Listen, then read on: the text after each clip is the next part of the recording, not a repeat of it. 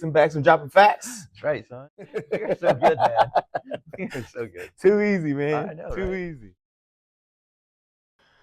Hello, world. My name is Kai Blake. And I'm Tom Larson. And we are the boys of Bass. Coming at you like Kamikaze, fixing backs and dropping facts. Episode number 10, bro. Double 10, digits. 10, hit it. 10, 10, 10. We in there deep. We're in there deep, man. 10 Man, episodes we're in it deep. to win it, brother. Come on. Man. What are we talking about today, Tommy girl? Man, so we've been implementing this process that we talked about, our rehab process, and we're going away head to toe. Yeah. And so today we're talking about low backs. Okay. This first episode on low backs, we're going to talk about the people with the increased lordotic curve, that increased curve in their low back. Right. So they're very arched in their low back. Man, I always see girls with their arched all back and the cheerleaders. Yeah. I'm like, man, that can't be comfortable. That can't be comfortable. No.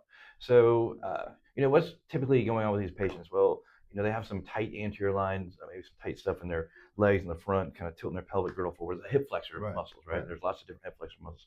So as one of them, like your adductors, your groin muscles, TFL, sartorius, this kind of muscle, right? So those get tight. The lats can get really tight too, because lats come across that fascia, that thoracical lumbar fascia, that fascia across the low back, attached to the hips, and that can get tight too. So we have these people kind of tilted. So implement the process, man. We got to massage tissues out first, right? Soften things up. So we dive into that psoas muscle, working on the lats. We'll do some foam rolling on the lats. Like we showed that foam roller.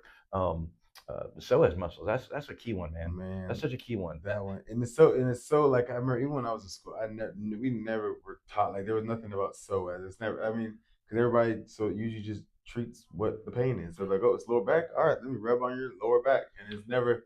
And it's counterintuitive because you're like, man, how am I? But your body, I mean, we're not that small. So some people, you get in there, you can literally feel their spine from the stomach. So don't think it's like, oh, it's in my back, so you can't be doing it. These muscles are all attached in that spine or attached to the spine and go down, and they have connections to that low back pain. And you can tell a lot of times when these people have their low back pain, they'll talk about pain right there in their low back.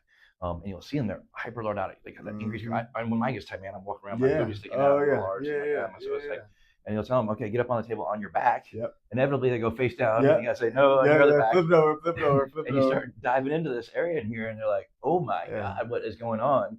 But inevitably, it calms down, pain goes away. Yeah, right? and I know a lot of times, we associate that one day, you probably explained it, lower cross syndrome. A lot of that where you have your core, the core is tight. Because you think about it, if you're in this position, if I told you, hey, show me your abs, you're not gonna go like this. You're gonna engage your core. So if you're in this position all the time, these abs are getting spread out, and they're not in a position of approximation where they can engage well. So this is all spread out. These get super tight. These get super tight. This gets super weak. That gets super tight. So these muscles are all kind of in the imbalance is so aggressive that it caused that low back to be in a terrible position. Well, and that's the thing, when we start talking about alignment, if we strip them down to just their bones, you can put their bones however we want to. We make it a perfect curve, whatever we want to. So what's pulling these joints and pulling these bones? It's the soft tissue, right? So that takes us into our second part of the step, though, the process, right? After we massage some things out, we got to activate the core stabilizers. Yeah. Particularly the transverse abdominals. Those are so important, right? Internal, external obliques help stabilize it. So we get that weakness in those, and you get the hyperlordotic curve where the psoas being overactive, helping try to stabilize the spine. So we have to engage the transverse abdominals. Problem is, people don't know transverse abdominals. Like I said, hey, flex your transverse abdominal. People like, what? Well, yeah, exactly. How do I do that? How do I do that? And it's such a dissociation, man. It's such a dissociation because, like I said, it's a muscle. It's a muscle we should be using, but neuromuscularly, we don't have a connection to that muscle to actually engage it. Another one too, it can be problematic with those patients is the diaphragm. Yeah. The diaphragm attached to the psoas too, right? And then you have pelvic floor too. So you got all these stabilizers of the lumbosacral region, right, that we have to activate. So sometimes we have to even have them do like diaphragmatic breathing just to activate the diaphragm because it can be type hypertonic and not doing what it's supposed to do too. So we activate our stabilizers. Yeah, and also on top of that, engage those glutes, man. It throws my mind of how many people who actually cannot engage, cannot squeeze their butt together.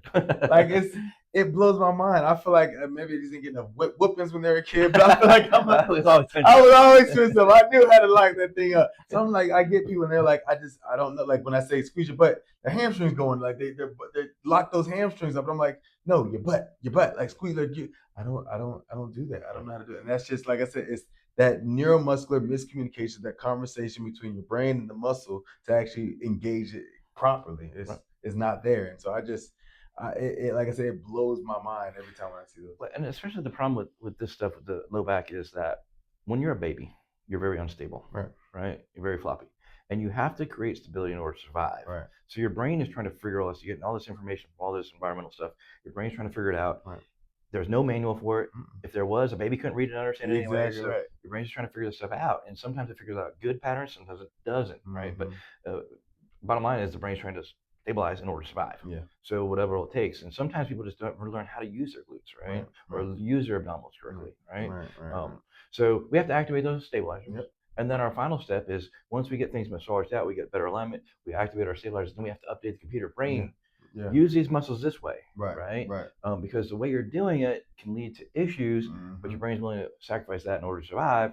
But we don't really like that, right? So you're engaging these stabilizer muscles, and you're lifting, and you're pushing, and you're pressing, and you're pulling, you're walking, doing things you want to do as a human. Yeah, hence the name neuromuscular re-education. So you've been educated in the way that's got you in this predicament you are now. Now we got to re-educate it into the new form, into the new proper biomechanics of how your body needs to engage when doing just regular everyday things like walking or picking things up. That's why they have the whole things that work when they're like, oh, you gotta do this form. Your body, you know how you would just do it to do it because your body's following that path of least resistance, the easier movement. So I know when I pick it up, I don't want to use my knees, the legs are weak. So let me just bend over and use just my back. But then that's when you end up to hang out with us. Which is fun, though. Which is cool. Yeah, no, we love having you. Keep coming, please. But no, it's a rudimentary thing where we have to kind of infiltrate and then re-educate and then make it a habit to where now it's not so much of an active where you have to come into your brain and be like, oh, let me do it this way. It's like this only is what feels right to do. So. All right. So if you're a person with that hyper-lordotic curve, massage out your lats, your psoas, anterior line muscles, activate those core stabilizer muscles, and then update the computer. Yeah, and girls, don't do this. Stick your butt out. You don't have to do it. Just walk normal. You're gonna hurt your back after a while. Just walk normal. Listen, until next time, go live, work, play better inside your body. Peace out. Peace.